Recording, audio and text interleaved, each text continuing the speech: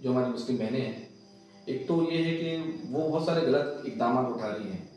वो घर के बड़ों का जो ज़ोर होता है, जो उनका एक कंट्रोल होता है, वो उसमें कंट्रोल में नहीं है। और हम दीन को उतने सीरियसली नहीं लेते, ठीक है। और तीसरा सोशल मीडिया का असर। और चौथा इसमें एक चीज़ है जो हम लोग जनरली डिस्कस नहीं करते, फाइनेंशियल इश्यूज भी। जो हमारे उलमा हैं, जो बड़े लोग हैं, बड़े उनको इसका ज़रूर सॉल्यूशन निकालना चाहिए कि दीन से दूरी भी एक वजह है कि जो हमारी बच्चियाँ, हमारी बहनें जो है बहुत सारे गलत इक़दाम उठा रही हैं। लेकिन आपने कहा कि फाइनेंशियल इशू भी है। जी। तो ये फाइनेंशियल इशू किस सूरत में आप देखते हैं, किस तरह से इसका इफेक्ट हो रहा है बच्चों पे?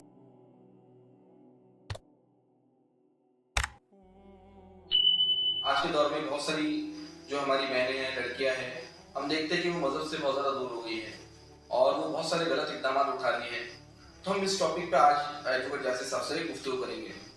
तो जासिर साहब, मेरा आपसे सवाल ये है कि हम देखते हैं कि आजकल जो लड़कियां हैं, जो हमारी मुस्लिम बहनें हैं, एक तो ये है कि वो बहुत सारे गलत इक़दाम उठा रही हैं।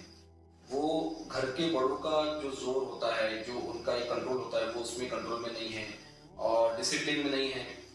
और वो बहुत ज़्यादा बगावत जो है, ऐसी बागियाना उनकी जो है एक्टिविटीज़ हो रही है। इसके अलावा हम देखते हैं कि वो मज़हब से काफ़ी ज़्यादा दूर हो गई है। उनको दीन के बारे में कोई नॉलेज, उनको हलाल हराम की तमीज़ नहीं रही। तो इससे क्या वजूहत हो सकती है? एक तो दीन से दूरी है, दूसरा अगर दीन से दूरी नहीं है तो हम दीन को उतने सीरियसली नहीं लेते, ठीक है। और तीसरा सोशल मीडिया का असर। अच्छा जी। और चौथा इसमें एक चीज़ है जो हम लोग जनरली डिस्कस नहीं करते, फाइनेंशियल इश्यूज भी। सोशल मीडिया है, दीन से दूरी का तो वो तो जो हमारे उलमा हैं, जो बड़े लोग हैं, बड़े उनको इसका ज़रूर सॉल्यूशन निकालना चाहिए कि दीन से दूरी भी एक वजह है कि जो हमारी बच्चियाँ, हमारी बहनें जो है बहुत सारे गलत इक़दाम उठा रही हैं। लेकिन आपने कहा कि फाइनेंशियल इशू भी है। जी। तो ये फाइनेंशियल इशू किस सूरत में आप देखते हैं, किस तरह से इसका इफेक्ट हो रहा है बच्चों पे? देखिए, इसमें आपको एक मैं छोटी सी मिसाल पेश करूंगा आपके सामने।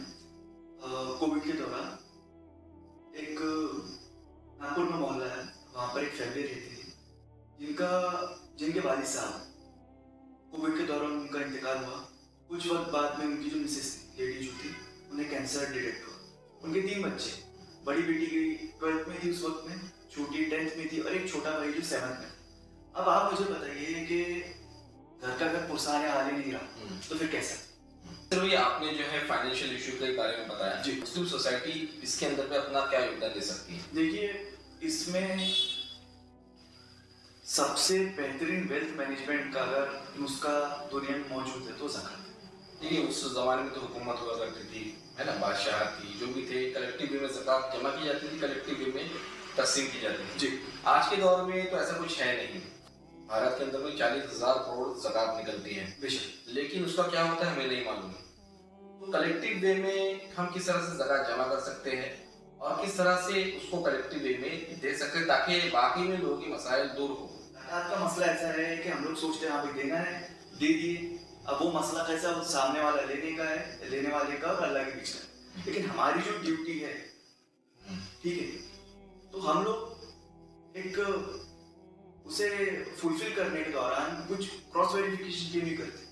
हम कलेक्टिव ज़कात अगर एक जगह आएगी तो अगर कोई ज़रूरतमंद है, ठीक है, तो उस तक ज़्यादा इमदाद में, ज़्यादा अमाउंट में चीज़ें जा सकती। तो हो सकता है कि ज़्यादा अच्छे बेहतर तरीके से हम लोग उसका कोई सॉल्यूशन निकाल जाए। आपको पता है कि आपके मोहल्ले में कितनी औरतें बेवा हैं, कितनी लड़कियां यतीम हैं, कितनी बच्चियां या बच्चे बेरोजगार हैं, किसके घर में मेडिकल इमरजेंसी है, पेशेंट्स हैं, ठीक है, जरूरतमंद है, जिनको हम दे सकते कि इसको अगर हम लोग दूर ना देते हुए, पहला ऐसा मेरा बिल्कुल इसमें ये बोलना नहीं कि आप दूर ना हो, लेकिन पहला इंतजाम जो है अपनी सिटी के अंदर, मोहल्ले के अंदर। क्योंकि देखिए, मोहल्ले में अगर कोई बंदा है, कोई घर है, तो हम बेहतर तरीके से तफ्तीश कर सकते हैं, वक्त भी कम लगेगा और उसके रिजल्ट्स भी जो आएंगे इंशाल्लाह बेनिफिशियल रहेंगे।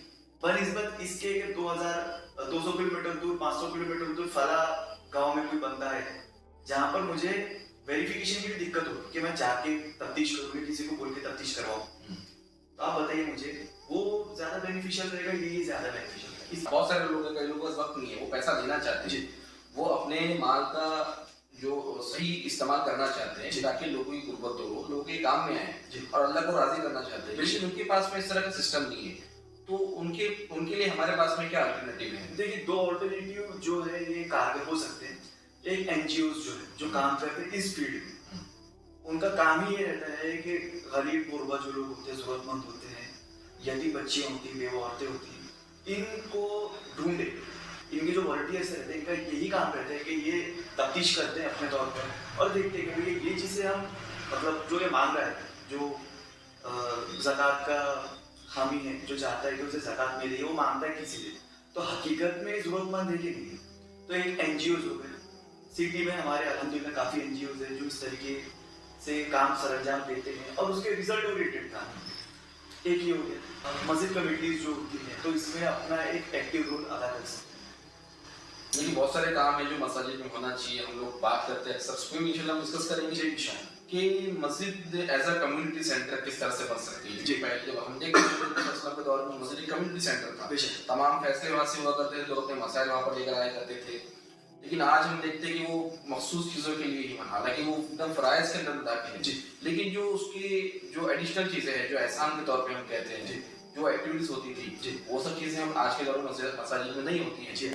और मस्जिद कम्युनिटीज भी जो है वो काफ़ी ज़्यादा सुस्त होती है। वो बेचारे जो रिटायर्ड पर्सन है, जी। जो अपनी जॉब से रिटायर हो गए हैं, है ना, अब वो लोग भी जुड़े हुए, वो ज़रा उस तरीके से फील्ड वर्क नहीं कर इसमें भी सकते। रमेश भाई कैसे हैं कि एक्टिव लोग भी जुड़े हैं, लेकिन वक्त की कमी के चलते वो बहुत सारे काम अनफॉर्चुनेटली वो लिमिटेड हो जाते हैं और भी चीज़ें देखनी पड़ती है, घर है, जॉब है, एजुकेशन है, तो ठीक है। लेकिन कैसा है कि इनकी सरपरस्ती में अगर नौजवान लड़के हैं, एक्टिव मेंबर्स, एक टीम बनाए, इसके जरिए से देखिए मोहल्ले का सर्वे करें। अगर हम लोग अपने अपने मोहल्ले की अगर जिम्मेदारी ले तो हमको पता रहेगा कि भाई फला घर है, उसमें इस तरीके के हालात है।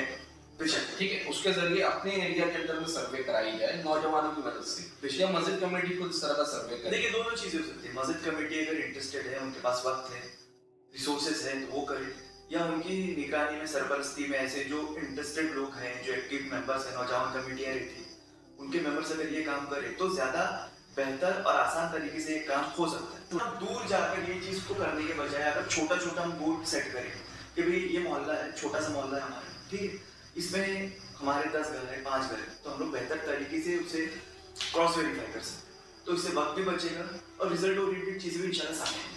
ये कई बार ऐसा होता है कि हम लोग जैसे आपने एनजीओ की बात कर रहे हो, सिस्टम होता है जी। कि वो बाकायदा सर्वे करते हैं, सर्वे के बाद में फिर वो देखते हैं प्रोडक्टिविटी कौन है, नॉन प्रोडक्टिविटी कौन है, और उसे फॉलो करते हैं उसको देखने के बाद में, ताकि वो अपडेट हो सके, अपने पैरों पर खड़े हो सके, ज़कात देने वाला बने। अच्छा, जैसे वो ये चीज़ तो हो गई, इसके अलावा हम देखते हैं कि कुछ बहुत रिच मोहल्ले होते हैं, जी। रिच इलाके, हमारा जाफर नगर काफ़ी रिच है, तो उतने ज़्यादा गरीब उस तरह के लोग नहीं हैं। हम देखते हैं कि पीली नदी का एरिया है, यहाँ पर पुराना मानकापुर है, ऐसे अलग अलग शहरों में बहुत सारी इस तरह से बस्तियाँ होती हैं, तो वहाँ पर जाहिर बात है कि जो लोग फिक्रमंद हजरात हैं वो वहाँ पर मौजूद नहीं है, मान लीजिए, तो वहाँ पर वो किस तरह से उसको कर सकते देखिए हैं? इसमें एक चीज होती है रमेश भाई कि जैसे मैंने थोड़ी देर पहले जिक्र किया आपसे, मोहल्ला कमेटी है, नौजवान कमेटी है, और अलग अलग कमेटीज के बीच में कोऑर्डिनेशन होना भी जरूरी है। मेरी कमेटी बताएगी भाई वहाँ पर एक कमेटी है फला फला मोहल्ले में, उनके जरिए से रिक्वेस्ट आई है कि भाई हमारे घर के पास में इतने लोग हैं जो जरूरतमंद हैं, हमने वेरीफाई किया है, सब चीजें देखे जाके परखे हैं, तो अगर कोई होगा आपकी तरफ में तो आप उन्हें दे सकते हैं। इसमें एक और चीज कर सकते हैं मस्जिद के जरिए से कि एक डोनेशन बॉक्स इसलिए लगा है कि वेरिफिकेशन के बाद में हमको पता लगे कि कितने लोग मोहल्ले में जरूरतमंद है, ठीक है, और जो लोग डोनेशन के अलावा भी कुछ पैसा देना चाहते हैं एक्सक्लूसिव उनके लिए, ठीक है, तो मस्जिद एक बेहतरीन प्लेटफॉर्म इंशाल्लाह साबित होगी। जज्बाती लोगों की भी कमी नहीं है, लेकिन ये जज्बात और ये जो यंग मैन पावर है, इसे अच्छा और सही डायरेक्शन देने की जरूरत है जी। तो इंशाल्लाह इसके जो रिजल्ट्स रहेंगे बहुत अच्छे नतीजे इस पे इंशाल्लाह। तो ये फाइनेंशियल इशू के ऊपर में जो हमारा ज़कात का सिस्टम है, तो इसके जरिए बहुत सारे सॉल्यूशन हम बच्चों को दे सकते हैं, हमारी बहनों को प्रोवाइड कर सकते हैं। और जैसे साहब ने 2 इसके लिए सॉल्यूशन बताया। पहला तो ये कि जो आपके शहर में, आपके गांव में, आपके टाउन के अंदर में जो मुख्तलिफ एनजीओज हैं जी, वो एनजीओज काम कर रही है, वो ऑलरेडी बहुत सिस्टमेटिक तरीके से सर्वे के साथ में, और जो नीडी है, प्रोडक्टिव नीडी कौन है, नॉन प्रोडक्टिव क्या होना, उनको पता है। तो नॉन प्रोडक्टिव भी है अगर से, तो उनको ठीक है, उनको जो है हर महीने की राशन कार्ड वगैरह वो देते हैं, और प्रोडक्टिव कौन है उनको पता होता है, तो वो या तो उनके जरिए कांटेक्ट किया जाए, या फिर आपकी जो मोहल्ले की जो कमेटी है, अपने ही एरिया के अंदर में जो यतीम बेवाएं हैं, जो जरूरतमंद हैं, उनका सर्वे मस्जिद को बेस बनाकर किया जाए, मस्जिद कमेटी के अपना विषय डाल दे, और इसके लिए अलग से कलेक्शन किया जाए। एक तो डोनेशन होता जी। है, जो नॉर्मल डोनेशन होता है, सदका खैरात होता है, और ज़कात के ज़रिए भी जी। इस तरह के जो इश्यूज होते हैं, कोई बेवा है, कोई यतीम है, किसी की पढ़ाई का मसला है, तो ज़कात के ज़रिए भी इसको जो है सॉल्यूशन निकाला जा सकता है।